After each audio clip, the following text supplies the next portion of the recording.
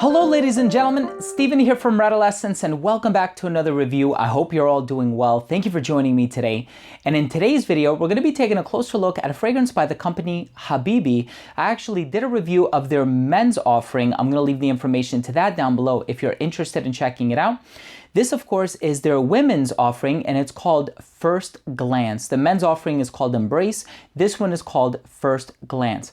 Now, the perfumer for this company is Dominic Bulli. I believe this fragrance was released either this year or last year, either 2017 or 2016. And the purpose of this is that the founder and his wife wanted to create more affordable oud-based fragrances for the market. It seems as though every time oud is found in a fragrance, it's usually super expensive. The prices are through the roof. So they wanted to put forth a fragrance that has oud and has a high quality oud note, but is not like the rest in terms of the price and how steep it is.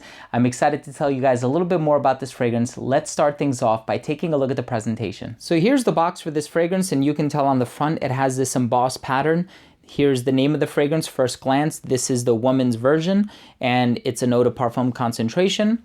The top comes off just like this to reveal the base in which the fragrance rests. On the back, you have the serial number printed right here at the top, UPC code. And then on the back, you have the ingredients for the fragrance. If you want to read them, please hit pause. And that's pretty much the presentation for First Glance by Habibi as far as the box is concerned. Now here's the bottle, really nice bottle. Sticker at the bottom, and then the cap comes off. It does click into place, and the atomizer on this one is a bit narrow, but it gets the job done. And that was the presentation for First Glance by Habibi.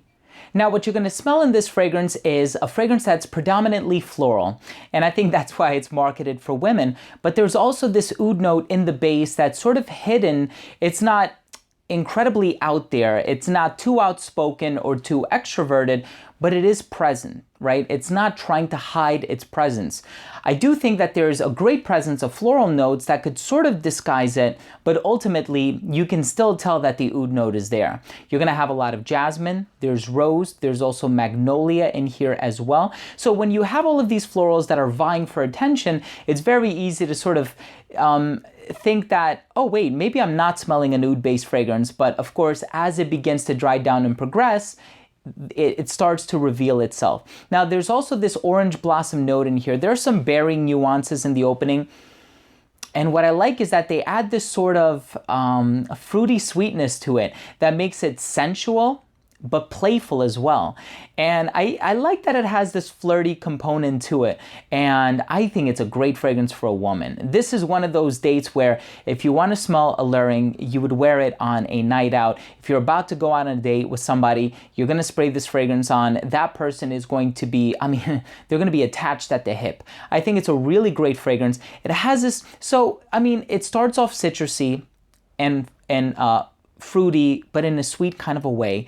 When it begins to progress to the mid, that's when the florals start to come out. And then in the base, yes, you do have some musks, and I believe there may even be some other woods in there, but the dominant wood in there is oud. And what I like about both this fragrance and the men's counterpart is that with a lot of other oud-based fragrances, the oud note comes across skanky, it comes across animalistic. Some people even equate the smell to that of body odor.